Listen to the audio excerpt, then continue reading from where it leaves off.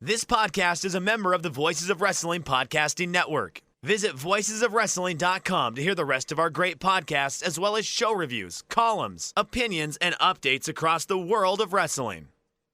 Here we go!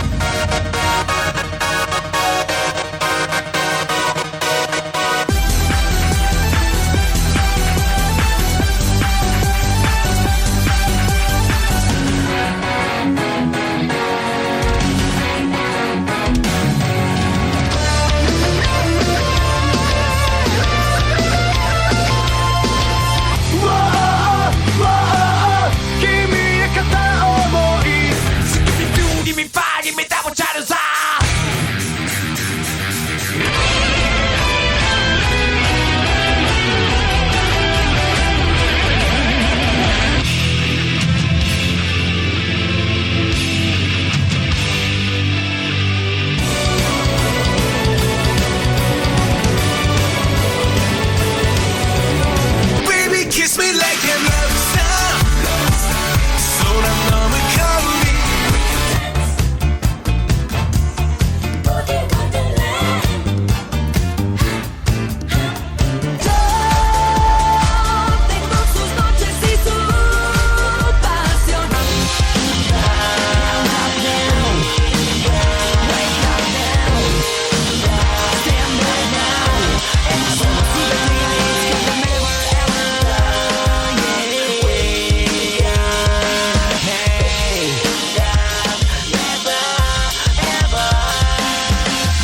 You're listening to the Emerald FlowShow on the Voices of Wrestling Podcast Network. Welcome to the third episode of the Emerald FlowShow. I'm Gerard DeTrolio here with Paul Vosch, and we're part of the Voices of Wrestling Podcasting Network. We're on Twitter at Emerald FlowShow, and you can get us on most major podcasting services, with the exception of Amazon. We're working on that, having some errors getting on there. So you can follow us there. And if you are use Apple Music, go to the podcast section, give us a follow, and give us a 5-star rating. Paul, I don't know about you, but since last time we were here, I've watched a lot of wrestling, not just from All Japan and Noah, but literally it's seemingly everything.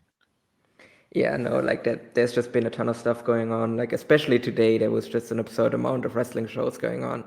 Like, I think the G-Rex finals were yesterday, but then you had like Dragon Gate going on as Noah was happening as well. So just a lot of stuff going on. Yeah, and so we have a ton to talk about today. So we're just going to dive right into All Japan's big show at Korakuen Hall. They drew 794 fans, which was their biggest number in Korakuen since the pandemic started.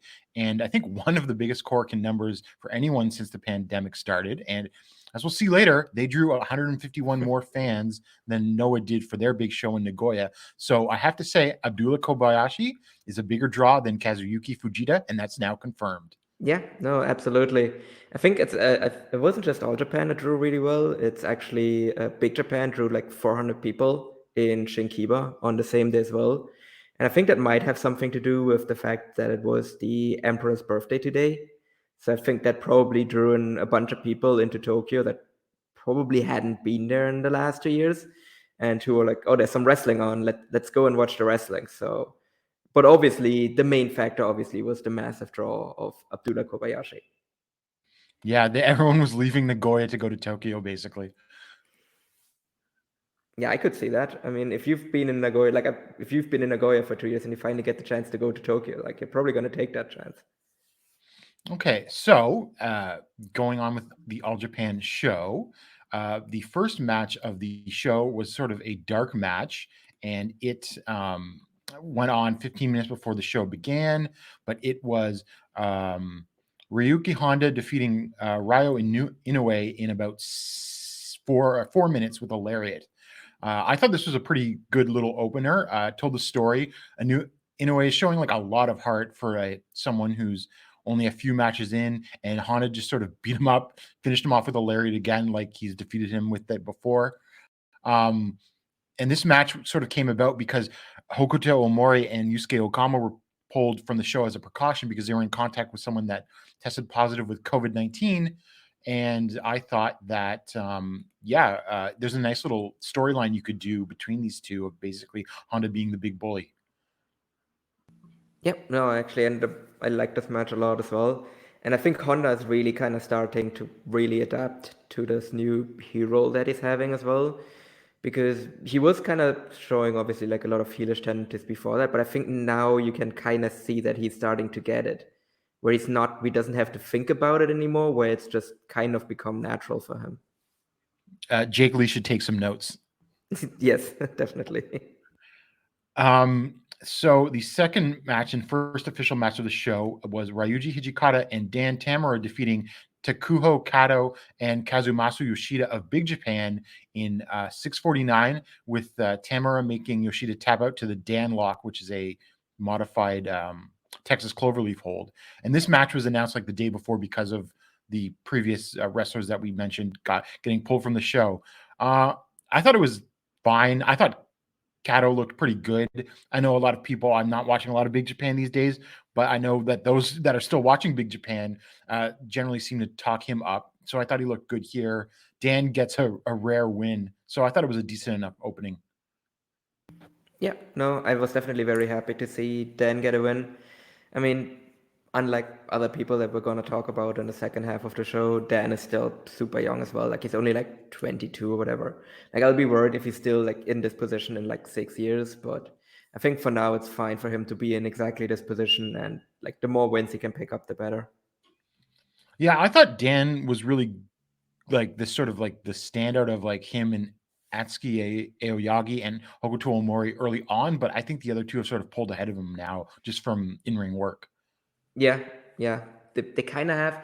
I mean, I think he's still, to me, he's the one that has like the most potential for in-ring work, but he has been kind of stuck in a rut, like in a weird way, kind of like Yusuke Okada was for a while there while he was in Evolution. So really, like, kind of seems like being in Evolution isn't really helping you all that much if you're the young boy. Because I'm trying to think like of all the previous young boys that Evolution has ever had, like most of them have gotten better after they've left the faction. So maybe that should be Dan's next step. Yeah, Neo and Nomura was another one that was in Evolution for a while and didn't do anything. Yeah, Yeah, like pretty he hard didn't to become tell. good until he joined Next Stream. Yeah. So then we had the team of Suji Ishikawa, Takao Omori, and Black Menso Ray defeating Yuma Aoyagi, Atsuki Aoyagi, and Rising Hayato of Next Stream in 902 when Ishikawa pinned Hayato with the Fire Thunder driver. I thought this was a little slow to start, but I thought it really picked up at the end. Ishikawa worked really hard for an undercard 6-man tag in this match, I thought. And his closing sequence where he sort of took on all three guys in Next Stream and then managed to get the win over Hayato was pretty good. And as we'll talk about later, this clearly was setting something up. Yeah, no, absolutely. I was also really surprised because of, well, it's technically the second match on the show because the Honda match was a dark match. So I didn't really go in with super high expectations, but I think one of the things that I noticed where immediately I was like, okay, something's up here, was when I looked at Shuji Ishikawa, because he was just in really great shape, which I think generally is a good indicator that there's something coming up for him relatively soon. And then obviously it became even more clear as the match went on, where it's like they're clearly building him up for something. And the following match was, I guess you could argue, maybe the comedy match of the show. Kazuma Sakamoto, Takayuki Ueki, and Seigo Tachibana defeated Yoshitatsu Izanagi and Devil Murasaki. And in 822 with a schoolboy. And the reason that this sort of happened was Valiant Aki appeared out of nowhere, pulled the referee out of the ring, and he was wearing a referee like white and black striped shirt. And then he got in the ring and made a fast count when Sakamoto schoolboyed Yoshitatsu, and it took a second, but the bell eventually rung after like Aki was yelling at them to do so. So I guess it's an official victory. This match actually, despite the really goofy finish, it wasn't bad. And I thought the sequences between Sakamoto and Yoshitatsu towards the end were pretty decent. Yeah. I just have to say that there was really even more blatant cooperation between the Yakuza and the police in this match with Ueki and Tachibana. So that's always very distressing to see when those two come out in their outfits. But yeah, I mean, we'll see. I mean, it very much seems like this feud is very much rooted in the undercard at the moment, which I'm perfectly fine with. Like, it's harmless fun, basically. Like, I enjoyed those shenanigans, and as long as they kind of stay in this position of the card, then like I don't really mind it. I actually think it's funnier than most of the comedy that All Japan has been doing in over like the recent months. So I definitely think it's kind of a nice change of pace as well. And we'll see like if maybe like something more serious comes for Kazma after he's done with this. Yeah, it's certainly funnier if you than what like Izanagi and Devil Murasaki have been doing in the past couple of months. Yeah. And they didn't do any of that BS here. I will say though, the way that this is set up is like Yoshitatsu's got to get a big win over Sakamoto, but I think that's a bad idea because I think you should be building Sakamoto up for something bigger, but we'll see. Yeah, I mean, it does very much feel like it, but I do kind of expect, and we're probably going to talk about this a bit later as well about our predictions for who's going to be in the Champion Carnival, but I do expect both of them to be in there. So I could definitely see like Kazma being the one that wins the feud, but then Yoshitatsu gets his win back in the Champion Carnival. Yeah, that could be something they could do, and I think that would probably be the better way of doing it, honestly. Then after that, we had some announcements, although probably not some of the ones that you were expecting. First of all, Kenzo, aka Kenzo Suzuki, came out, and this was all for a plug for another one of those Amazon Prime series for All Japan, LEC, which is seemingly sponsoring every wrestling company. I know they do sponsor New Japan, they sponsor Dragon Gate as well.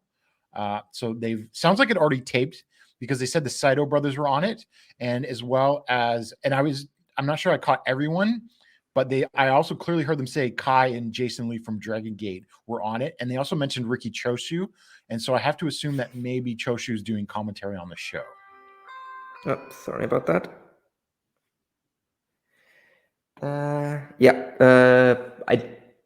would love to be able to see some of these Amazon Prime shows because some like they seem like a riot, and I'm actually wondering how much money All Japan is actually getting for these. Also, given like some of the talent that they're actually booking on these, who probably don't like even at his age, like Riki Choshu probably doesn't come cheap.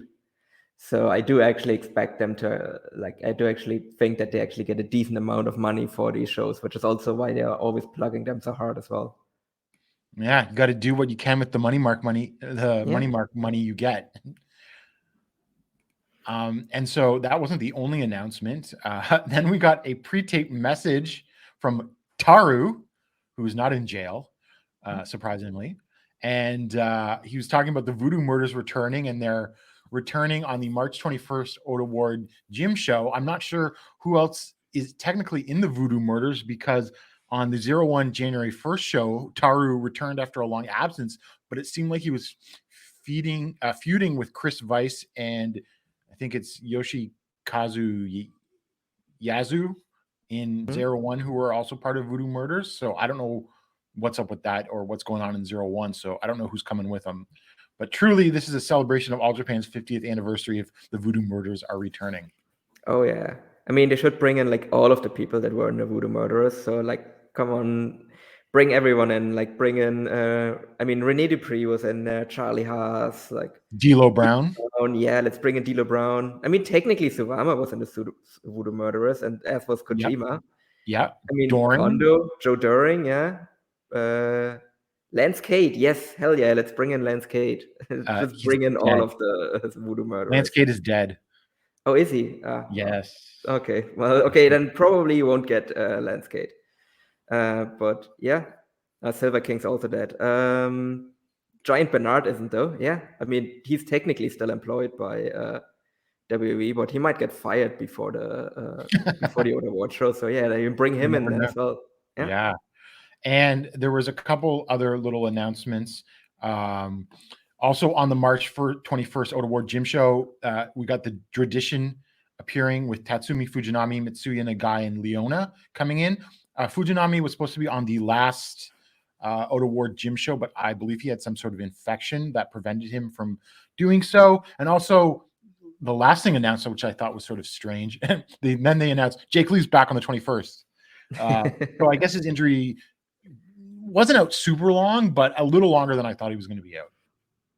Yeah, I was also surprised. I mean, again, then it's kind of weird that he isn't like in the title match on the Oda Ward show. Spoilers, but yeah, it did seem like maybe they wanted to play it safe with his injury and everything, and not immediately put him in a title match. But definitely happy still to like see Jay come back, and I'm actually really interested like what happens to him and Total Eclipse once he returns. Yeah. And then the last announcement was on March 7th in Yokohama. Izanagi and Black Mesa Ray will be facing the Brahmin brothers. And at least it's not on a big show, I guess. Yeah, I mean, sure. I mean, ideally, if I actually were to enjoy that match, you put that in like a water park, and then it actually could be a ton of fun. But I mean, it's fine for like a filler defense, so it's fine. Yeah. And then we had the first of 4 title matches, and Shigehiro Irie defeated Isami Kodaka in about 10 minutes. I thought this was pretty good. It was short. Yeah, only 10:22. So Kodaka worked over both of Irie's arms. I sort of wound back and was like, is he working over both the left and the right? And he was at points. And so that was sort of in part to sort of stop Irie from using his Beast Bomber Lariat. And so, Irie fought back and then sort of did a couple of running flying headbutts and then pinned Kodaka. I thought they made the most of their time. I mean, I thought this could have been really great if they stretched it out, but it was still pretty good. Kodaka got some near falls. So yeah, really good. And I thought they used their time well. Mm-hmm. The thing I actually thought about while watching this match and after it was over is like, was this like the best Gaora TV title match so far? Because I was trying to think like what other like really good Gaora TV title matches there have been. Like it wasn't like a really amazing match for me, so it wasn't like, it was still like below 4 stars, but I thought it was like a ton of fun. And I was like trying to think like what other matches there have been with that title that were like really, really good, or that got to like this kind of level. Like there probably was something during the Akiyama reign, but I couldn't think of anything off the top of my head. I thought Ishikawa versus Sakamoto from last October or November was a little better than this, although it's a very different style. It's like 2 beefy guys hitting each other really hard. So I guess your mileage may vary depending on what sort of your stylistic tastes, but it was the only other match I can think of that was at this level or higher recently. Yeah, I mean, that's probably a good shout. Like, I actually preferred this one over the Sakamoto Ishikawa match. But yeah, that's really the only other one that I can think of that would kind of be on a similar level as this one. And in somewhat of a surprise, I'd say, in the PWF World Junior Heavyweight title match, Hikaru Sato beat Sugi in 9 minutes and 51 seconds with the arm capture cross arm breaker. And this time, instead of just capturing the leg while in the arm bar, Sato captured all of Sugi's limbs and just like tied him up. And so Sugi literally had no way of getting out of it. And so he gave up. I thought this was good, not great. That there's this really weird botch spot in the middle where he goes for Sugi goes for a standing shooting star press and completely lands nowhere near Sato. Does not make any contact with him at all. Like it was like, a botch in like the leg hits like you in the gut or something. Nothing even close to that.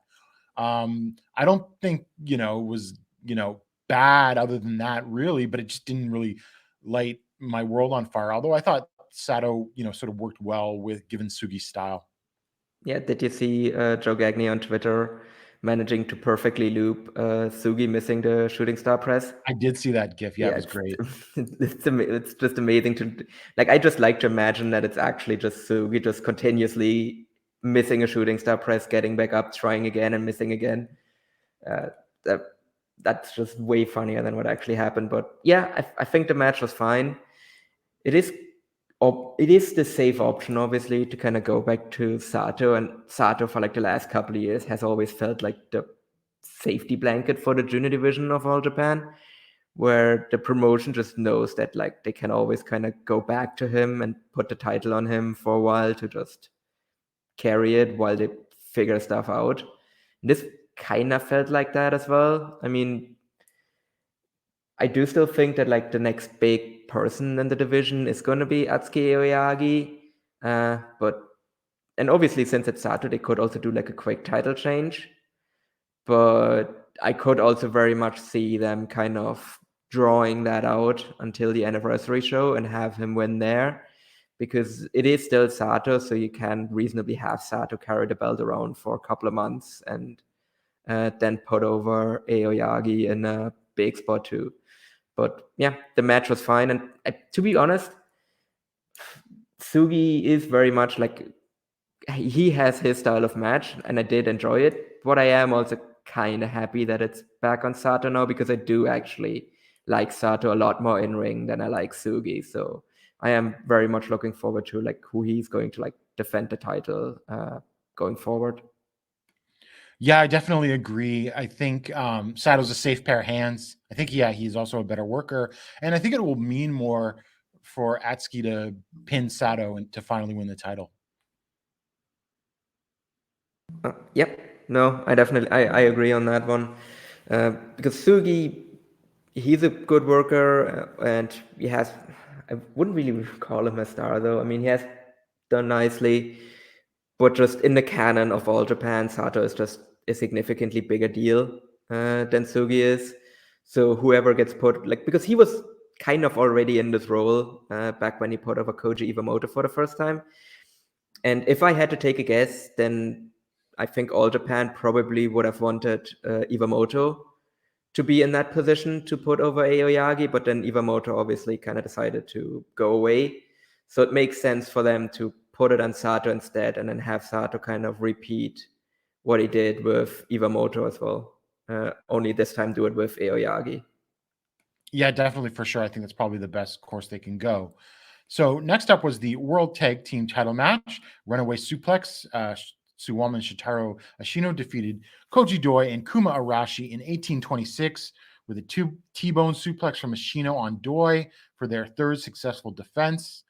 I thought this started off a little slow, but it got really good towards the end. The last few minutes were awesome. And another great match from Runaway Suplex. And I know that, Doi and Arashi, they've got their fans, but as I said on my written review on voicesofwrestling.com that you can check out, this is really Runaway Suplex's time. And also, you can plug Runaway Suplex against a lot more teams, I think, that can produce better matches than you can with Doi and Arashi. No, I agree. I for one, I'm someone that loves Kuma Doi, always have, going back all the way to Wrestle 1. I do think that they will eventually win those titles, but this is very much Runaway Suplexes in the middle of a big reign. So it's fair enough to just let them keep going with the reign as well, and just have them really carry the heavyweight tag division. I think maybe people that aren't really like super regular All Japan watchers are maybe not aware, but like the heavyweight tag division in All Japan is a big deal. Like, it is legitimately expected to like carry shows and everything. So I do think that they should keep those belts and just defend them going forward. Yeah, for sure. I think Runaway Suplex is going to hold these tag titles either until right before the Real World Tag League and then win the Real World Tag League, or they will lose the tag titles at like in January 2023 to whoever wins the Real World Tag League. That seems to generally be like All Japan's booking style. Okay, we just had to stop recording for a few minutes because of something that Paul had to do, but we're back. So we are now off to the main event, which was the Triple Crown match, which saw Kento Miyahara beat Abdullah Kobayashi in 1606 with a German suplex hold. I thought this exceeded expectations. I'm not going to go and say this is a match of the year candidate by any means, but it was good. It was sloppy a little bit at times, but Kobayashi worked hard. You got to give him credit for how much he hustled. There wasn't really a lot of downtime during the match at all. Not like Kobayashi was slapping on rest holds or anything like that. And Kobayashi took some big German suplexes in the final sequence of the match. So, look, given my low expectations going into this, I thought it was successful. Miyahara looked great. So, mission accomplished with one of the weakest challengers to ever challenge for the Triple Crown, I think. Yeah, no, as I said, like it definitely exceeded my expectations as well. I think this was a really good example of both competitors kind of being taken out of their comfort zone, but both actually managing to make that work. Like I think, for example, Kobayashi, like something that he is always great at in death matches is like really showing like the pain and the punishment that he's taking, which doesn't necessarily always translate well to non-death matches. But I think he actually managed to kind of use that really well here. Like I very distinctly remember when he was like turning his back to Miyahara, and Miyahara was like kneeing him in the back and everything, and Abdullah just really selling the pain of that. And then obviously kudos to Kento for managing to lift up Abdullah for the deadlift German, because that was really impressive. Like I wasn't sure if he would be able to do that, but he did it really well. Yeah, I was kind of surprised that the match ended in an actual German suplex, because I thought like you're just going to use the blackout knee and pin Kobayashi or something. So, kudos to them for doing that, I think. Yeah, I mean, well, to be fair, he didn't use the like full shutdown version because he didn't lock the arms. So it wasn't still like the full one that he would normally do. It was just more like the normal German suplex that he normally uses for pinfalls. But I mean, he had to use two of them, so it's not like he like buried Kobayashi or anything. But I think he did kind of show that he was like below the level of his normal challenger.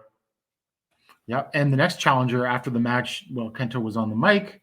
Shuji Ishikawa came out, and so that is your main event at Oda Ward Gym on March 21st. And also forgot to mention, because we got interrupted doing the tag title match, another match for Oda Ward Gym, Ryuki Honda came out and attacked Runaway Suplex after their match while they were celebrating, and Honda challenged Ashino to a match then, and I think that will be pretty good. Yeah, no, that should be a ton of fun.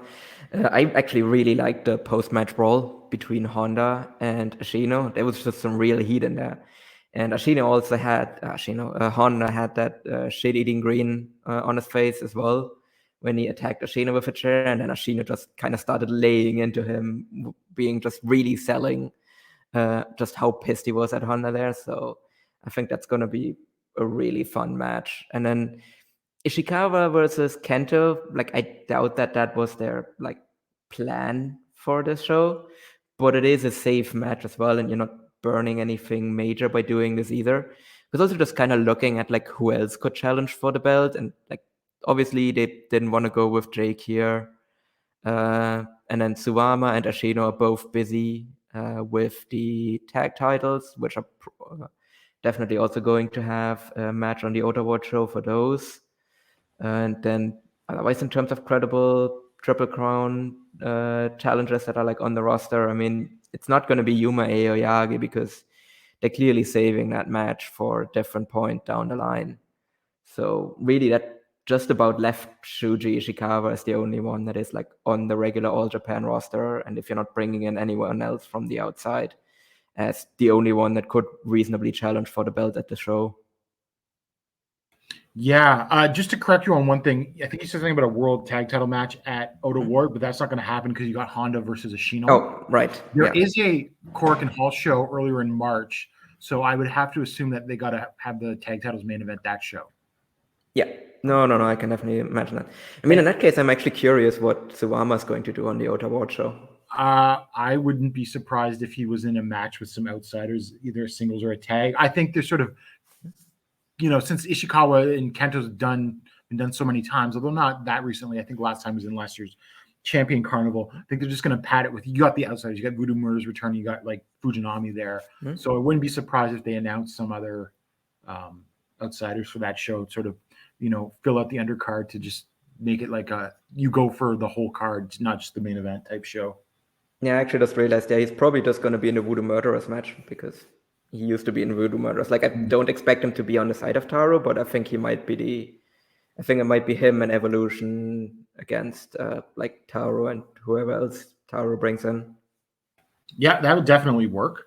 And I guess in some ways, something notable coming out of this show is what we didn't get, because in the last few years they've been announcing, the Champion Carnival participants on this Excite Series big show in Korakuen Hall. We didn't get that here, although they did announce all the dates for the Champion Carnival. It's about 10 shows, I think. So it's looking like they might do that one block of 10 again. So, I think clearly the fact that they haven't announced this yet means obviously that Cody Rhodes' visa has not gone through. And so they're just waiting for everything to be confirmed and he's getting the visa before they announce that he's in the Champion Carnival. Yeah. I mean, what is more appropriate for someone who is like, who he always says that like wrestling has more than one royal family, to come under the promotion that is the eponymous for the Royal Road. So, I mean, yeah, clearly. I mean, I don't think he's going to win a Champion Carnival, but when he comes in, he's obviously going to win the Royal Road tournament. Like, I think that just is a perfect fit, and then he can like be a challenger on like a secondary show. I think that's very appropriate for like the level of star that he is, I think. And then he can just kind of be like in the All Japan mid card after that. I think that's a really good spot for him. But in all seriousness, do you have any predictions of who might be in the Champion Carnival, at least like outsiders? In terms of kind of foreigners, I mean, obviously, like, I mean, as you alluded to, like, they're definitely waiting for like visas to clear, and that's why they didn't make the announcement here. Well, I'm not sure if that's the reason or not. I have no clue. I would guess so, because again, like from March 1st is when like foreigners can come back to Japan, and since we have traditionally gotten it here, it was kind of curious that we didn't. So that's why I'm kind of feeling like they want to see if they can get anyone in. In terms of like who comes in, I mean, I would maybe not expect too many big surprises in terms of like foreigners coming in. I mean, I definitely, hopefully expect, obviously, Lucha Libre superstar Gianni Valletta to make another appearance in the Champion Carnival. Joel Redman, I could definitely see come back as well. Yeah, other people, I mean, I could definitely see kind of some big Japan guys be in the Champion Carnival too. I don't expect it to be like, I know there's some people that have like thrown around the idea of like some sort of New Japan involvement with the Champion Carnival, especially because they have that joint Korakuen Hall show, and there might be like New Japan involvement on the anniversary show later in the year as well.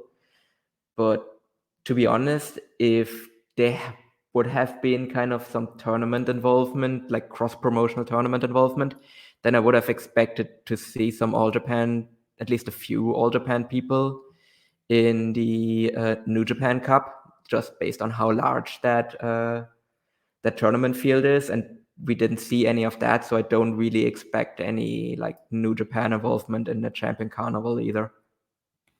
I'm going to throw out some other possibilities. Someone from Great, maybe a Takanori Ito or a Ryuichi Kawakami or Hayato Tamura. Also, someone that I hope, and I've also long been hoping that they showed up in All Japan after they left 0-1, is Toa Iwasaki, who I think is a really good young heavyweight. I think he's pretty young. He's only like 23 years old. And he just had a singles match against Shuji Ishikawa in him and Kohei Sato's really small indie called Burst, which runs shows just outside of Fukuoka.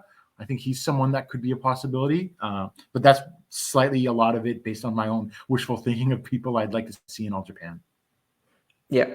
Well, one person actually I definitely want to see in the Champion Carnival is Ayata Yoshida, but then it depends if you can convince him to take the train, which seems to be an issue with him. But if they can convince him to do that, then I would very much like to see him in the Champion Carnival. And I could also definitely see kind of Kengo Mashimo being in the Champion Carnival again. And then obviously I think Kazuma Sakamoto to me is kind of a lock to be in there, unless this is like a really short run. Yeah, for sure. I hope that Sakamoto's in, and I think he will be. And I guess the last little bit of All Japan to talk about is I have a Saito Brothers update from America. I've been watching as much of their stuff that I can find. They had a match on last week's MLW Fusion where they basically squashed the jobber team of Gnarls Garvin and Bud Heavy with them doing the double choke slam on heavy, and then Ray pinning butt heavy with a splash off the top, which was cool to see.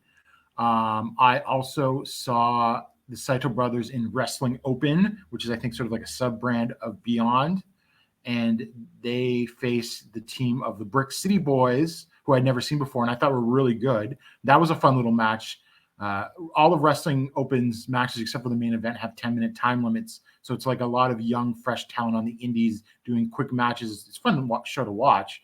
And I thought they looked good there. And I also saw a match, I can't remember, it was a 2-on-3 handicap match. The Saito brothers against 3 very indie-looking guys. I can't even remember their names, on ETWA, which is the Eastern Townships Wrestling Association in Vermont. And they sort of won a squash in just like a few minutes, and did a whole angle with like sort of Jay Freddy as their hype man, calling themselves Baba Enterprises, and saying that All Japan is like the biggest company in Japan, which I thought was funny. But you got to work the crowd like that. And so it was pretty good. And they have a 6-man tag at another ETWA show, I think either in March or April, in a 6-man where they're going to be teamed with Jay Freddy against a team. I can't remember who else is on it, but the leader of the team is Anthony Henry. So that should be a fun little match, and I'll be looking out for that. Yeah. Also, like, as we're on the topic, like, as we were talking about people potentially coming in, like, I don't think he would come in for the Champion Carnival because I think he's a little too undersized for that. But given that he's the handler for the Saito brothers, I very much expect Jay Freddy to show up in All Japan. I mean, he also has a ton of Japan experience as well, like having worked in like Wrestle 1 and then kind of randomly in like 2AW kind of at the end of 2019, early 2020. So I would definitely expect him to come in. But when he comes in, like, I don't think he's going to be a heavyweight. He's going to be a junior. So we might see him come in for like something like the Junior Battle of Glory, or whenever or he might come with the Saitos whenever their excursion is over. Yeah, definitely. I think he will be popping up in All Japan when their excursion is over for sure, and would be helpful because I guess I don't know if Francesco Akira is injured, so I don't know how long he's going to be out, and I don't know if he's going to be coming back, to be honest. So, so I guess, a new foreign, and they weren't even bringing in that many foreign juniors anyway. So it would be nice to get a new one, I think. So that's it for All Japan. And so we're going to move on next to Noah. And before we get to Noah, just a word from our sponsor. From HelloFresh. So what is HelloFresh? Well, with HelloFresh, you get farm fresh, pre-portioned ingredients and seasonal recipes delivered right to your doorstep. Skip trips to the grocery store and count on HelloFresh to make home cooking easy, fun, and affordable. That's why it's America's #1 meal kit. HelloFresh cuts back on time spent in the kitchen so you can quickly spend it on other things that you have to do with your life, with meals ready around in about 30 minutes or less, plus quick and easy meals, including 20-minute recipes and low prep and easy cleanup options that provide an even faster route to putting food on the table. And HelloFresh is 72% cheaper than a restaurant meal of the same quality. And you can save on average over $65 per month when you order HelloFresh instead of grocery shopping. That's more money to put towards other things that you have to do in your life. And so to me, like, two of the biggest things that sort of affect whether or not I eat out or make dinner is obviously how much time I've got in the day, and if I'm looking to save money or I've got money to spend or whatever. And so really with HelloFresh, you get the best of both worlds. You can make meals quickly and you can save money on it, which is a really big thing to do, and something that really, I have certainly probably spent way too much money on takeout over the course of my life. I don't even want to know how much I've spent on unnecessary takeout that I could have just made at home over the course of my lifetime. So you can get a offer. So you can go to hellofresh.com/VOW16 and use code VOW16 for up to 16 free meals and 3 free gifts. So that's hellofresh.com/VOW16 with the code VOW16 for 16 free meals and 3 free gifts. That is a great deal from America's #1 meal kit. And so we move to what is probably one of the most contentious and controversial things to happen in Japanese wrestling this year already. And that's right, we're going to be talking about Pro Wrestling Noah's Gain Control 2022 in Nagoya, the Nagoya International Conference Event Hall. And that drew 643 fans. Which is less, as we mentioned earlier, less than what All Japan drew to Korakuen Hall. And it should be noted that in December, Dragon Gate also drew over 700 fans in the same venue in Nagoya, and that main event was a Open the Brave Gate match between SB Kento and UT. So what do you think of those numbers, Paul? It's definitely not very encouraging. Where I haven't looked at like exactly all of the numbers, but there's definitely a feeling that numbers for Noah are down year over year in terms of attendance, and who knows what the reason for that is. But it's definitely not an encouraging sign, given that Noah is running a very ambitious schedule this year. So we're going to have to see if the attendance numbers kind of recover, kind of as restrictions get lifted, or if this is really a sustained trend, which would be very worrying for the promotion. Yeah, I mean, the sort of things sort of got off to a bad start this year because they did like 1,000 less in Budokan for Nakajima versus Go than they did for Nakajima versus Muto in February 2021. So I think a lot of people are going to be watching these Noah attendances moving forward. So we're going to start at the top of the card because there's so much to talk to and work our way down. So obviously, the first match we had for the GHC heavyweight title in the main event, sorry, not the first match, Kazuyuki Fujita beat Katsuhiko Nakajima in 21-11 with a power bomb. And so Nakajima was making his 5th defense of the GHC title, and that failed. And now Fujita is the 37th champion, and he is joins the elite club of those who have held both the GHC heavyweight and the IWGP heavyweight titles, although he has yet to go for the triple crown of winning the triple crown. I don't think that's going to happen. The match itself, 21 minutes, there was a lot of great stuff in here at times, like really stiff hits, and we'll get to the finish in a second, although I did think earlier on there were points where Fujita did sell for Nakajima a bit, but sort of the last couple of minutes with like Fujita sort of just powering through and almost sort of lackadaisically pinning Nakamura with that power bomb. He sort of, and then lifting Nakajima up from a pinfall, he sort of did end up punking him a bit. That didn't make Nakajima look great. I'm going to admit I didn't expect this to happen. We said in passing, because we forgot to fully cover it on the last episode, we just said on our rejoinder at the end, we forgot to mention it. Well, obviously Nakajima's winning. That's not the case. And I guess given the amount of title defenses that Nakajima had already been making since he had won the title just in, I think it was October or November, looking back, it sort of makes more sense that he did win. So, overall, I mean, it was a good match. Despite those issues, it did have its moments, but I wouldn't go out and call it a great match or anything like that. Paul, what did you think? Yeah, no, I agree that it was a good match. I mean, it was a Fujita match. I mean, for like all misgivings about him and everything, like he actually does have really entertaining matches. It's just that those tend to come then with kind of issues due to his ego, basically, which I think it is actually like he has really good matches, but then his ego is like the thing that keeps the match from being actually genuinely great as well, because it is just very much like a very one-sided match most of the time. I mean, as you said, he did sell a little bit for Nakajima, but I still wouldn't call this like a back and forth match or anything like that. It was very much just like Fujita getting his shit in and at the expense of everyone else, as he's wont to do. So yeah, and really the thing that bothered me was then at the finish when he just like pulled up Nakajima like he's a jobber in like 80s WWF to like beat him up some more.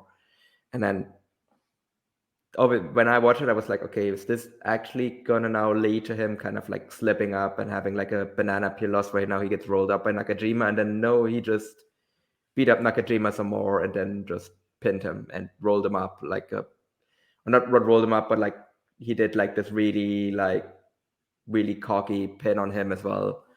And just pinned him for the title. I mean, even more so than the match itself, for me, it's also the thing that it felt this Nakajima title reign had like more time in it. It felt like it had a lot more legs in it. So it's just odd to me for them to like end it now. But I mean, there were some scoops that came out and we might talk about those as well. So that makes more sense that they decided to end the title reign here. Or at least it makes more sense from the Noah perspective to end the title reign here. But still, like it just, to me, it's also, they spent so much time and effort building up the Nakajima title win. For him to lose the title in this way just feels very weird, given how much effort and just equity and everything just the company invested into building him up.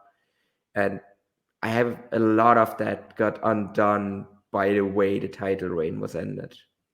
Oh, I totally agree. I mean, it felt like this was the time after the sort of unsuccessful first GHC title reign that Nakajima had, and I think in 2016, 2017, like this was now his moment. He had totally like changed his character, although his work was always great, but he really felt like, this was going to be like a career defining title run, and that still has yet to come. I thought except for your ironic Inokius, I thought most of the response was universally negative. I saw several people I know saying like they're done with Noah for now, or this has discouraged people from getting into Noah because they had been hearing so many great things about it recently, which also leads me to what the Noah Global Twitter account was doing. They were responding to some people saying stuff like, oh, this is another case of Noah not properly pushing talent and, having old guys on top too long. And the Noah, I saw one account, the one account they were responding to, they posted a picture of like the Twitter trends and Noah was trending and everything like that. I just think that's incredibly unprofessional, given people are going to be angry about this because, look, Fujita wasn't the only reason, but a major part of why New Japan almost went out of business. And Noah has a long-term problem and issue over the years with not properly making that next generation of stars. I mean, look how long it took for Go to get that sort of defining reign that he had in 2020. I think Stuart Fulton and Mark Pickering are absolutely the best English commentary team in Japan doing Japanese shows right now. They are awesome. It is always a pleasure to listen to them. So I don't want to be too harsh here. I just think it's really just looks bad, especially when you have something, that was obviously going to generate a lot of legitimate, backlash to what happened. And I just think it's not a good look. And there's way too many Twitter and social media accounts run by people in the wrestling business that easily get gotten to. And I just don't think they need to go down that road. I don't know, Paul, do you have any thoughts on this? I mean, to me, it's kind of irrespective of what you think of the booking decision. This is not something that you should do. Like, there's nothing to really gain for you. Like, you shouldn't do it. Like, I think there's nothing to gain from jumping into the mentions with randos and arguing with them about the booking decisions of your promotion that you're representing with that Twitter account. I think it's just easier to just kind of just tweet out your tweets, and then maybe you can have like some words of like people that might be like in a bit more positive way, but there's no way to come out looking good of like just trying to like dunk on people with the like company account. Like that just never, like it just always kind of looks a bit cringe. And I think kind of they should be above this. And I think generally they are above this as well. It's just, it was a bit of an unfortunate look. I think it's in part because of the sort of backlash that it generated, but I just don't think that backlash is that surprising under the circumstances, basically. And another issue with Noah booking, I think, coming out of this match was Masado Tanaka came out, poured some beer on Fujita's head, sort of echoing what happened at the press conference between Nakajima and Fujita, and basically challenged Fujita. Now, look, there's a lot of elements of Nasawa's booking that I like, but this, not just even the Fujita winning, but Tanaka being the next challenger was a big issue, I think, because Tanaka lost GHC title challenge a couple months ago to Nakajima, and then he goes to a 30-minute draw with Kazuyuki Fujita, and I can't remember when that match was. When was that match? Was that in January or December, I think? And yeah, it might be. And then basically on this show, as we'll talk to, Tanaka goes to a double countout against Kendo Kashin. So that's just utterly baffling booking on the way that you're going to set up your next challenger. There's just like no credibility there. He should have gotten a big win or something against someone, even on he should have pinned Kashin, but he probably should have gotten a win over someone higher ranked than Kashin as well. It's just basically they just needed a guy that can do a job to Fujita, which is just what it screams to me. I mean, Tanaka did get one big win because he beat Shiozaki during the Shiozaki Challenge Series. So I think that might be the thing that they're using to justify this. And actually, it made me think that maybe this might be what they're doing, where they're going to feed like all of the people that beat Shiozaki to Fujita. And then they might have Segura be the one that beats Fujita, because we know that Fujita is willing to lose to Segura, because that's what happened with the national title. Yeah. So I could actually see them repeat that with the World Heavyweight Championship now as well. But I mean, it was definitely kind of weird that Tanaka went to a double count out with Kashin and then just challenges on the same show. Like, that's just very, very weird.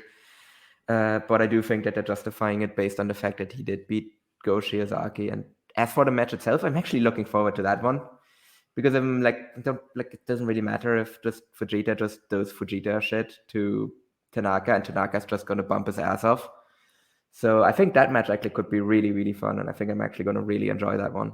Yeah, I mean, that it is a good opponent, but the booking could have been better. And so also coming out of the show, Joe Lanza of the Flagship Podcast posted on their Patreon account some scoops coming out of the show. I'm not going to give them all away because they're on behind a paywall, but basically those who you think are having, not willing to do jobs in Noah are the people not willing to do jobs in Noah.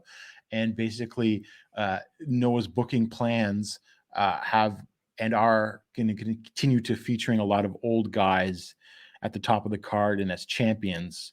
Since Paul already said it, like, I'll reveal one thing, like Fujita's basically will agree to job to Sugiura, but not really to many other people.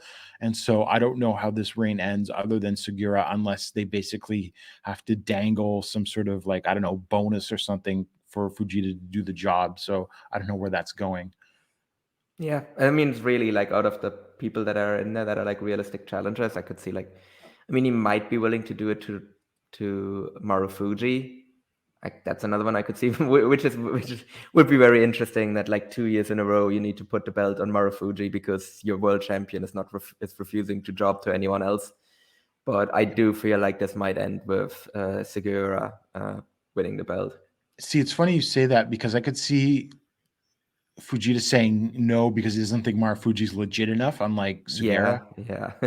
That's the other thing. Where it's I could see Marufuji, but even in that one, I'm not very certain. So Sugiura is really kind of the only one. Unless it's when we talk about this later, he's gonna drop it to Hideki Suzuki, which would be hilarious. And I think I should talk about this now, where this is the match I want coming out of this Fujita reign. I want Hideki Suzuki versus Kazuyuki Fujita, because I just want to see how that match goes. Well, we are that much closer to it happening. So the match second from the top was the team of Daiki Inaba, Go Shiozaki, and Kaito Kiyomiya defeating the Congo team of Keno, Manabu Soya, and Masakatsu Funaki in 21-21, when Kiyomiya made Soya submit to basically, I'm not sure if what he's calling it, but it was a cattle mutilation. I thought this was a pretty good little 6-man. everyone playing the hits and that kind of thing. I kind of surprised that Congo lost here just because Daiki and Inaba seemed like the most obvious lost post, but at least they are trying to keep Kaito strong on some level. And I guess we might as well just get into this quickly since we're talking about some of the wrestlers involved in this match.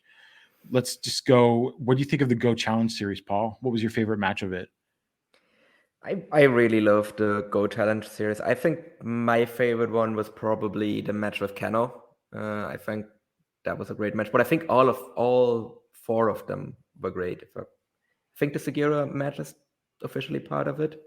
I think so, yeah. Yeah, so yeah, I loved all four of them. And I was really positive coming out of the Korakuen triple shot that Noah had as well, because I think all three shows were really good, and it really helped that all three Korakuen shows had a Go Shiozaki match on top. And I think all three of them were really, really strong. Like, obviously, I was surprised when Tanaka won, but again, that made more sense kind of when it became clear that he was going to lose just all of the matches of the Challenge series. And I am kind of curious to see what happens with Go going forward, because obviously now he has to kind of rebuild himself over the course of the year, because obviously he put himself in a big hole by like being really cocky and being like, yeah, I'm going to do this Challenge series to get back on top of the promotion, and to then lose literally all of the matches in it is obviously going to mean that like now he has to like really work that much harder to like get back to the top level. Yeah, I really liked all the matches too. I thought they were all really good. Actually, I think most people I saw ranked Keno versus Go as their favorite. My favorite was actually Go versus Tanaka because I am a huge Tanaka mark from all the way back watching him on ECW on TNN back in 1999, which was a major reason why I got into Japanese pro wrestling. And obviously Tanaka, sometimes when you put him in longer matches, like, he's got his formula and playing the hits and stuff. But I thought like Go worked well, that sort of, it wasn't like just Tanaka spamming stuff and like the match sort of just like felt lost. Really good match structure and everything like that in that. And I would rank the Keno match second. I would rank the Segura match third and the Marufuji match fourth. That doesn't mean Marufuji versus Go was bad by any means, but just the way that I would rank them. And I guess some of the other good stuff on some of the Korakuen shows is I liked the GHC junior title match of Harada versus Tatusuke. That was really good. Tatusuke has sort of become a pretty solid like power junior type. Certainly the top worker from the former Rattels. Well, I guess Harada was in Rattels too. But, I would say more so than Yohei or Hayata. And honestly, Kaito Kiyomiya on that same show versus Hayata was actually a pretty good Hayata match. Honestly, again, that was all thanks to Kaito and something that I thought was really good. So yeah, Paul, did you have any other sort of matches on those shows? I also really liked Funaki versus Mochizuki. I think it was kind of the perfect length for a Funaki national title match. And like you just had like two people just kicking the shit out of each other. And I think that was like really like the best Funaki match I've seen in a while. I think Mochizuki really kind of brought the best out of him. So I really, really liked that match. And then, it wasn't part of the kind of the Korakuen series, but afterwards, you also had Kaito Kiyomiya versus Yoshinari Ogawa, and I think that was an amazing match as well. I saw some people even throw it around as a match of the year contender. I didn't quite get to that level for me, but I thought I just really loved it, especially the early part. What that one reminded me of is, I don't know, Gerard, if you've ever seen the matches when, like a couple of years back, when I think the Chicago Film Archive found some like really old wrestling tapes from the 50s and uploaded them to the YouTube channel. No, I haven't. Oh, yep. So one of the matches in that one was Red Bastine versus Warren Garnier, and the early part of Kaito versus Ogawa actually reminded me of that match, because Ogawa was just using like a lot of those like old school type of head scissors that not a lot of guys still use anymore, and that's kind of what that match between Garnier and Bastine was as well. So it was really and I really loved that match. So like immediately I was like really into the Ogawa and Kaito match because of that. And I think it went on really well from that as well. I wasn't really super big fan of the ending sequence, so that might be what's keeping me back from making it a match of the year contender. But again, it's just like some minor complaints for what was a really amazing match otherwise. It's funny you mentioned that because I have seen Red Bastine matches, and he was incredibly smooth worker, especially in doing some sort of like little sort of high flying stuff, especially for his time. So I sort of get that comparison. And I actually did go 4.5 stars on Ogawa versus Kaito. I think it is a low end match of the year candidate. I don't know if it's going to survive on my list till the end of the year, but I just thought it was awesome work and I didn't mind the finishing sequence all that much. It sort of made sense in the context of it. And now, I mean, the only criticism that I think I could make is that should Kaito be going over 40 minutes against Yoshinari Ogawa? And, I think that's a perfectly legitimate critique of handling of Kaito. But other than that, the work was incredible. Yeah. Yeah. And I mean, to me, that felt less like a booking decision of like, oh, we need to keep Ogawa strong and have him go 40 minutes with Kaito. I think this might have legitimately, because this was a minor show, this might have legitimately be something that both Kaito and Ogawa requested, where they were just like, hey, can we just have like 40 minutes on this minor show to just go out there and show what we can do? And Nosawa probably just going like, yeah, sure, go ahead. So like, that's more what this felt like for me, like more showcase from both guys. Yeah, definitely. I bet you they'll do it again because they've already done it a couple of times already. So after or before that match, I guess, had Daisuke Harada defend the GHC junior title against the legendary international superstar Super Crazy. And Harada pinned Super Crazy in 1857 with a Hurricane Rana. I'll say this. I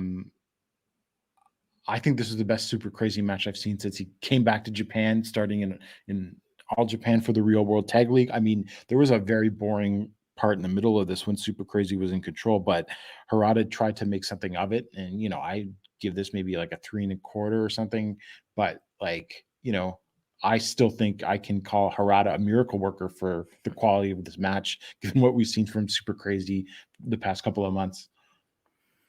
Yeah, I didn't really like this match all that much.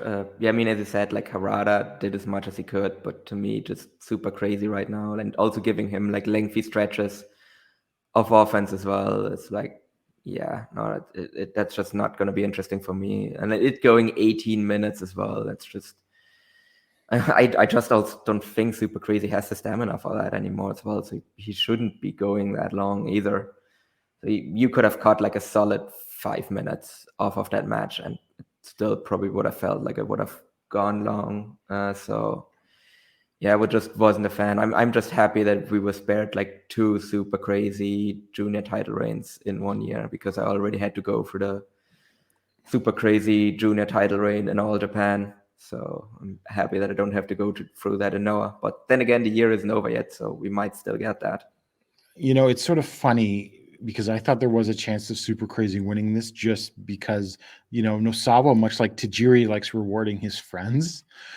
And so, giving Super Crazy that big moment where he can say he held both titles in like the span of a couple of months, even if he was just going to drop it right away, would not have shocked me, to be completely honest with you.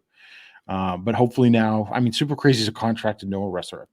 Apparently he's going to be there for a while, so hopefully he just fades back into like 6-man and 8-man tags.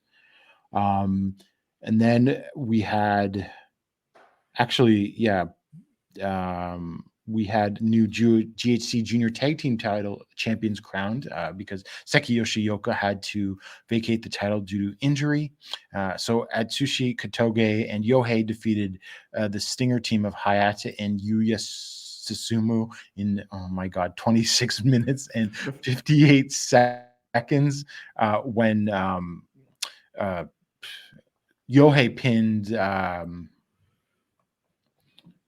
Susumu, or did he? No, sorry. No, he pinned Susumu. Yeah, he pinned Susumu with what's the name of that move? Well, that I can't help you with, because I'm also not really great with move names. Oh, the Super Gammon G is what it's called. Super Gammon G.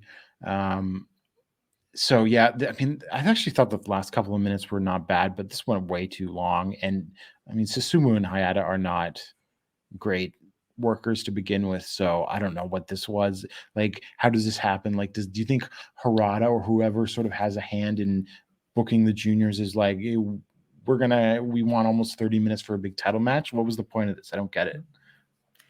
Yeah, I think it was actually during this match where I wrote you on the Slack being like, I think the main event might be going short because this went so long. Because I was like, okay, there's clearly like they're laying out like a lot of time here, and that's actually when I kind of started thinking that Fujita might win, where it might have been just a squash match.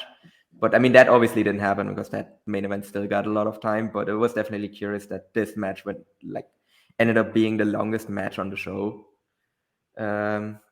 Yeah, it was kind of weird. I didn't mind it that much. I actually exceeded my expectations somewhat. Yeah, I would have cut off some time from it.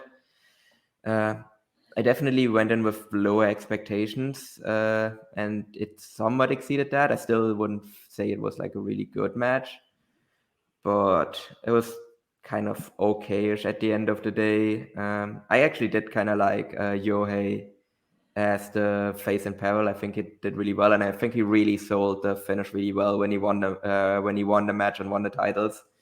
I think that he actually came across as genuinely likable when that happened, and it generally felt happy for him. So I did like the finish, so it was okay. That's really the best you can say. And what do you think of the Yohei turn? Sort of leaving Stinger and joining the regular, or leaving Los Perros del Mal. Oh, Los Perros del Mal. Sorry, I'm messing up who was in what junior unit is pretty standard. I think everybody does it. So yeah, but yeah, I mean, I'm not sure what exactly it meant. It's just another thing that happens. There wasn't even really that much of a storyline building to it. You know, I mean, there was some miscommunication between Yohei and Nasawa on kind of the like other Korakuen shows as well before it happened. So they were at least building it up a little bit, but I think like the turn was like executed pretty well. Where Nasawa, I mean, they kind of got accidentally lucky as well because I don't think Nasawa intended to just bust open the back of Yohei's head with that chair shot. But I think it really kind of enhanced the turn as well, with Yohei just bleeding all over the ring and then Kotoge coming out for the save.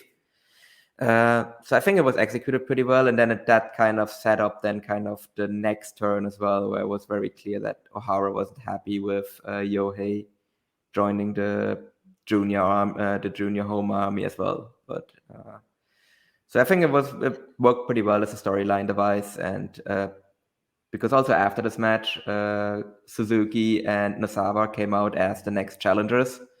So that felt very logical there as well, with the way that turn went down. Yeah, I mean, that could be a decent match as long as it doesn't go like 27 minutes. You know, I think Kotoge and Yohei are a decent team against will be a decent team against the right opponents. But this booking was just, you know, the match structure and everything was just not for me, I think. Yeah. And so before this match, we had the epic return of Hideki on a pre-taped segment where he was standing in a parking lot, what I assume was the States, in front of a UPS store. He must have been shipping out some packages. Oh, he's shipping out himself. Yeah. Well, I'm sure the WWE's not paying for a return ticket to Japan. So maybe he's getting creative on how to get back there cheaply. So he's going to be Takashi Sugera's partner in the tag tournament in March. Thoughts? I mean, I like Hideki, so I actually don't mind this. I mean, look, the way Noah is, there's already loads of old guys that know sell, so what's one more? Who cares? So, and this one is one that I actually really like, so I'm like, yeah, sure. Let's bring them all in. Who cares at this stage? It's fine. So I'm actually looking forward to having Hideki back. It's not like he can make this whole booking situation any worse. So, I mean, on the other hand, so now because they're in the tag title in the tag team title tournament, the match that's going to happen there is Segura and Hideki versus Funaki and Keno. And yeah, I think if you bet money, if you want to have a very safe bet that you want to bet a lot of money on, Keno eating the pin in that match is pretty much guaranteed, because I have very high doubts that any of the other 3 men would agree to do that. Maybe Segura, but definitely not the other 2. You're probably right, and that was my first reaction as well. Although I could see Hideki beating Funaki to set up a national title match, maybe. Maybe, yeah. Actually, I know that you say that that might be a good option because they haven't really like set up another challenger for Funaki. Although I'm also still thinking that Kaito might be an upcoming challenger as well. Yeah. And then before that, we had a match where the team of Naomichi Marufuji and Takashi Sugera defeated the tough Masakitamiya and Yoshiki Inamura in 20 minutes, 22 seconds with an Olympic slam from Sugera on Inamura. I thought this was pretty good. And I thought Inamura looked great here. I guess Inamura was going to do the job here against Marufuji and Sugera, although I don't think it's such a big deal that Marufuji or Sugera could have pinned Kitamiya. It just feels like Inamura just keeps getting jobbed out way too much when I feel like this should be 2022 should be a big year for him. But I mean, I thought this was a good match. Like, look at the 4 involved. So it was no surprise there. I mean, they didn't go balls out or anything like that, but it was still very good, like solid 20-minute tag. Yeah, no, it was a really solid match. And to me, it was also really bothering me that Inamura took the pin here. I mean, Masa Kitamiya at this stage is who he is. Like, I don't think there's really going to be all that much like movement for him up or down the card for a while. Like, I don't think he's going to move up the card. Like, he's never going to be like a proper main eventer. He's always going to be like this like upper mid card guy that you can then like maybe push into like a title match every once in a while. So I think that it wouldn't have hurt him in any way to get pinned by either Marufuji or Segura. Like, that's nothing he loses there. Whereas Inamura to me is someone that you do kind of need to protect because he's someone that you should be building up right now. So yeah, I wasn't a big fan of him taking the pin here. But I think ultimately he will probably still, like, not probably, but he will still be fine because at the end of the day, it was just a mid-card match and it's not going to be something that is going to be remembered. So you can easily, like, rehab him. So it's still okay. It just was still another curious booking decision. And then before that, we mentioned this match earlier, but just inexplicable booking. Masado Tanaka and Kento Kashin went to a double countout in 11:01 because they went up to the balcony at Korakuen Hall. Again, this is Kashin's gimmick. There was nothing. Tanaka couldn't save this match or anything. It was what you expect in a Kendo Kashin match. And again, like I said, inexplicable booking. We know Kendo Kashin has an office job in Noah, but oh God, I don't know. I think it's unfortunately somewhat, this is like, a symbol of some of the problems in the company right now. Yeah, no, definitely. It just made no sense, especially since Tanaka was then the next challenger for the world title. So it was just, you can beat Kendo Kashin, it's fine. Like, it doesn't matter. Like, why this has to go to like a double count out as well. It's like, I mean, I guess at least we got the spot where Tanaka threw Kendo Kashin off the balcony. So I guess we at least got to see that. So that was fun. But like, otherwise, yeah, the match was just like, it's a lower to mid card, like Kendo Kashin match in 2022. So yeah, and it also wasn't really something that really worked well to Tanaka's strengths either. It is to have to against someone like Kashin. So yeah, I don't know. It should have just been Tanaka beating Kashin, and that's all you can really say about it. And then we had the Congo team of Tatusuke, Hajime Miyahara, and Aleha. And they defeated Hao, Junta Miyawaki, and Kai Fujimura in 14:42 with a Fuyuki special from Tatusuke on Fujimura. Yeah, I thought this was a solid little match. I mean, a bunch of good workers in this. So, I mean, nothing to write home about, but, good match for what it was. Yeah, no, that was an okay kind of junior kind of tag match. So yeah, it was fine. Didn't really have any issues with the booking here either. So yeah, it was a match. And then we had Nosawa Rangai and Kotaro Suzuki of Paris Del Mal defeat Yoshinari Ogawa and Yasutaku Yano in 6:42 with the Excalibur from Suzuki on Yano. This was good. It was short. Again, nothing to write home about. It was simply just to set up Nosawa and Suzuki as the next challengers for the GHC junior tag titles later on in the show. Definitely was a good setup for that. There was also some miscommunication between Suzuki and Nosawa, so it will be interesting if that comes into play after the junior title match as well.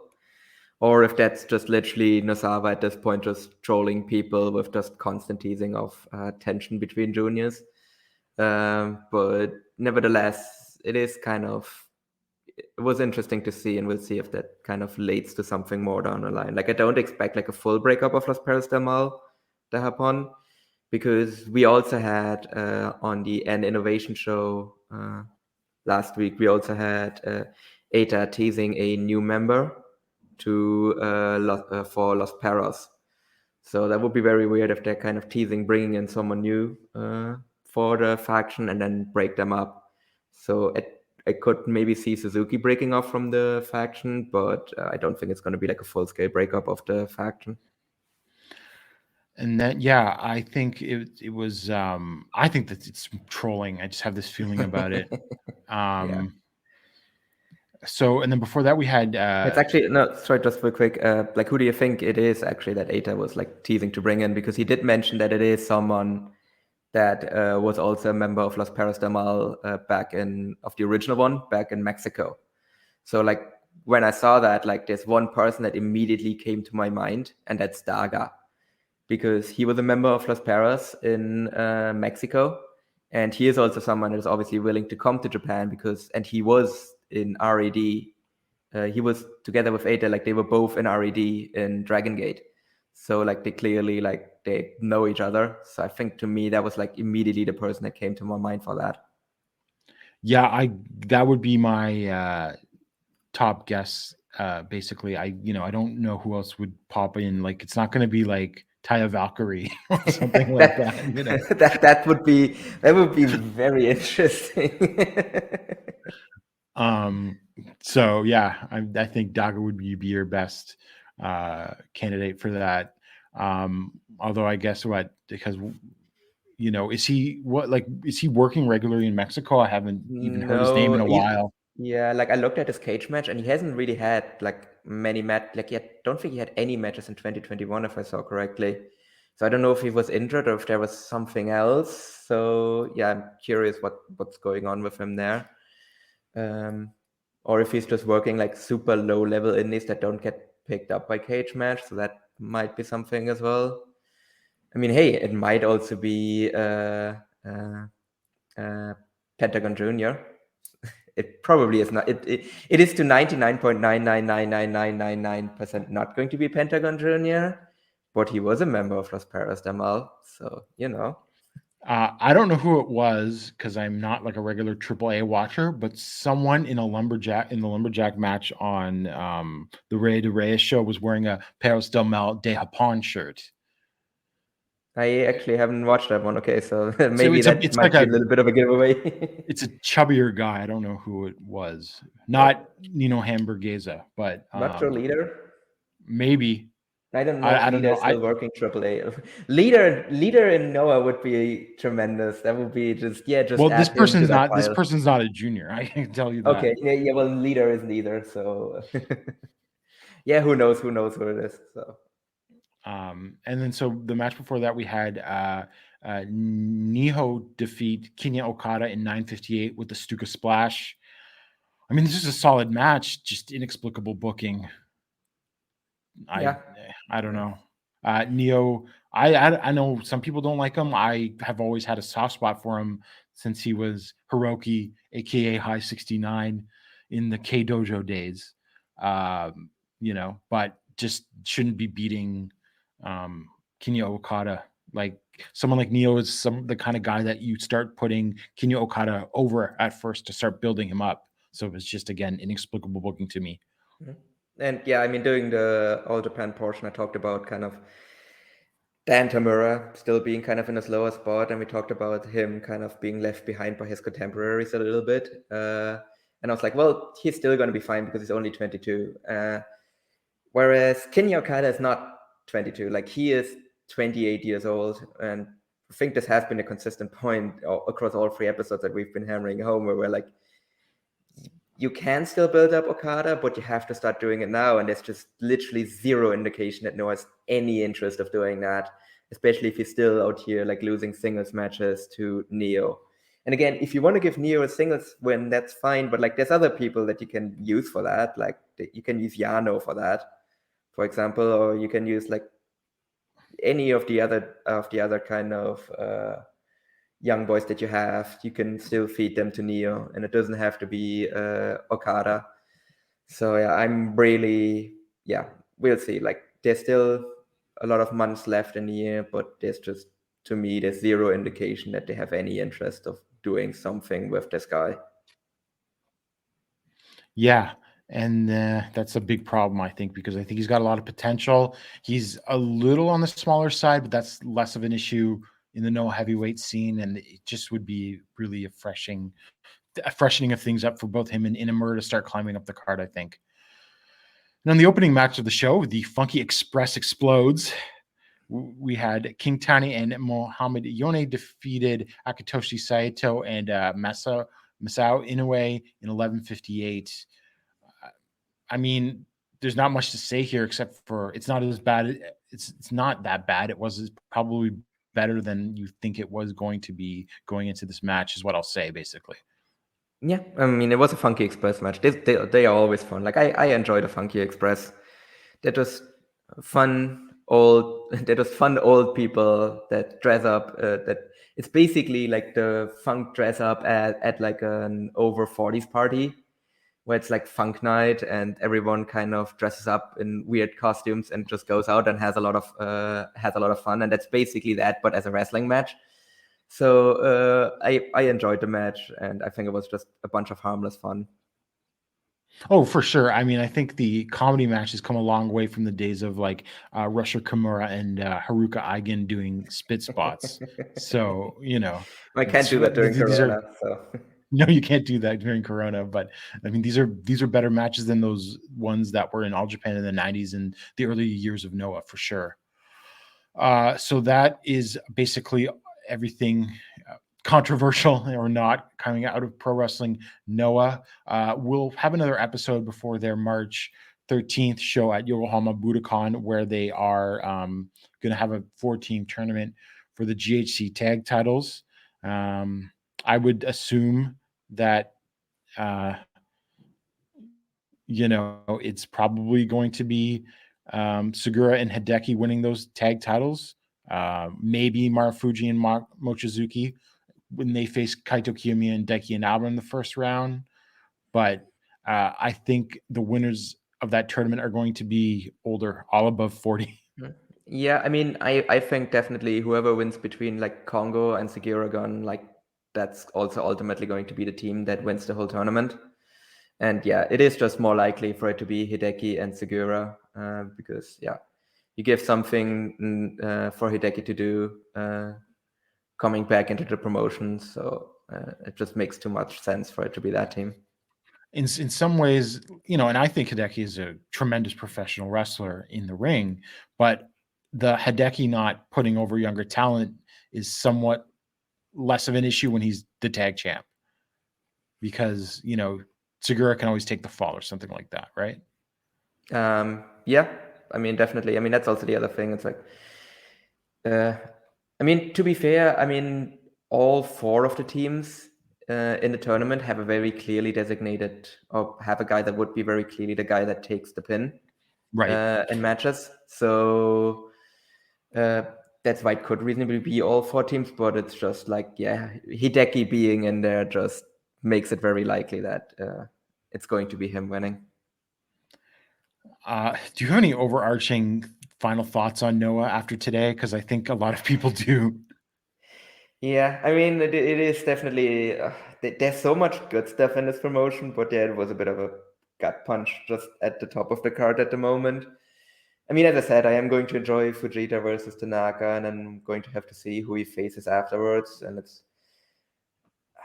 I think it's definitely still enough good stuff for Noah to enjoy in the short term, but it's just that I worry about the long term with this promotion, and that's just always something that will kind of hang over it as well. But yeah, I think for Noah, it just has to become a promotion where I will just have to enjoy what happens in the moment, and I just have to like actively block out like long-term repercussions of what happens in the promotion. Yeah, I mean, I don't think this is good. I'm going to put on my old man hat here for a second and say, these ironic Enochians bother me more than they should, just because, I lived through that, the Inoki era in New Japan. I don't know. I was only like 18 or 19 years old, and I've only been watching Japanese wrestling for a few years at that point, but it's abundantly clear what happened and what it did to the promotion and everything real time. Like you can go back now and watch, the show, like friend of the show and inspiration of the show, John Carroll, chatting with them made some good points. If you go back and watch like stuff from that era, there's still plenty of good stuff from that era. And like, it looks great because New Japan, despite probably losing a lot of money and declining business, was still using very like high production values for the time and everything like that. So if you sort of view it in a vacuum like that, it doesn't look as bad as I think some people hyped it up, but it really wasn't great. And it really almost helped to kill like Japan's, major largest promotion. And I mean, if New Japan had gone under and with Noah turning out the way it would by the later half of the aughts, I mean, things could have gotten really bad in the Japanese wrestling scene. And So, also the people that bring up that like Fujita was like as like a thing for why Fujita should be champion is because he was Pride champion. The reason Fujita was Pride champion, not that he was a bad fighter overall, but the reason he was champion was because Ken Shamrock thought he had a heart attack because he was beating Fujita's ass so hard. Like that's how Fujita became champion. So like let's not kind of like make false statements about what actually happened in that match and how that went down. So yeah, and basically some of the critiques I was looking is that like he got the Iron Head name moniker for a legitimate reason. He was really tough to knock out, and I watched some of his matches back then too, although I was never like a big MMA guy or expert, but the Pride stuff you couldn't like not watch because it was such a spectacle. But basically any decent striker was going to be able to neutralize him, So he wasn't this sort of all-time MMA guy by any means. He is legitimately tough. Like, and that definitely helps his matches because he is legitimately a tough guy. Like he could beat pretty much everyone's ass that he faces in the ring. Like that's not a question, but it's also not like he was like an MMA superstar at the same time either. Yeah, or like exactly. a top level MMA fighter. I guess in Japan he was, but yeah, but he wasn't like never like he was. Yeah, probably his star power might have been bigger than his actual like fighting ability. Like he was a solid MMA. He was a solid fighter. Like he I think he has 18 wins and 11 losses. So yeah. I mean that's not a bad record, but not. No, it's not a bad record, but it's also not. Yeah, exactly. Like he's not Anderson Silva. Like he's not like Fedor. Like he's not on the level of those guys. Yeah. And when talking about sort of this era, whenever I point to it, I always tell people, look, if you don't think Yuji Nagata is as big a star as he should have been, well, that was the exact Enochiism is the reason why Yuji Nagata was never as big a star as he could have been, is what I always like to say. I think that's pretty clear. And since we had to record this episode in different chunks, a little, I guess, breaking news out of All Japan, nothing major, but on March 12th in Korakuen Hall, there's an All Asia title match, and it will be the team of Abdullah Kobayashi and Dan Tamura versus Hokuto Omori and Yusuke Kodama. Sorry. Paul, any thoughts on that one? That is the absolute most fire pro random team I've ever seen. It's Abdullah Kobayashi and Dan Tamura. Did you see Suwama tweet out, what's this? Like with him watching the press conference with Abdullah and Tamura afterwards. Yeah. It's hilarious. I'm really looking forward to that match because that's just such a bizarre team. I love it. I mean, it's the All Asia tag titles. It doesn't have to make sense, right? I mean, they only teamed once before and they won maybe? Or did they lose that match against, no, they lost the match. They won. No, they beat Kento and Hayato, I think it was. Oh yeah, you can always beat Hayata. So, oh yeah, that was in the lead up to the title match. Yeah. No, so I mean, I guess hey, look, it was properly built up. It's a team that's been getting wins. So it's still the most random team I've ever seen. For sure. I would assume Tamura has taken a fall from Hokuto on that one. It's definitely one of those teams where, like, what are they talking about backstage, or what are they talking about, like, in a car driving to a show? Like, what do Abdullah, Kobayashi, and Dan Tamura talk about? Well, I want to know that. Dan grows rice. And Abdullah loves eating rice. Yeah, so I think that's what it is. Like, Abdullah likes eating. I mean, did you see also Abdullah? Like, I think he lost a few pounds in the lead up to this match, but this morning he posted like this very large McDonald's order that he made. I'm actually going to be curious what Hokuto and Kodama are going to do with Abdullah, because Kento was able to lift him up. I don't think either of those guys is able to do that. That's going to be really curious what happens there. Anyway, so that's sort of the update from All Japan since we recorded the first part of the show a few hours ago. And so next episode, we will probably be doing a much bigger preview, because we will be going into All Japan's Dream Power series, and we'll be looking into the Noah, like probably have a full card for the Noah Yokohama Budokan show. And maybe, with some more time, then we can take some more listener questions, because this week we just had so much to cover. And so for Paul Vosh, I'm Gerard DiTroio, and we'll see you in 2 weeks.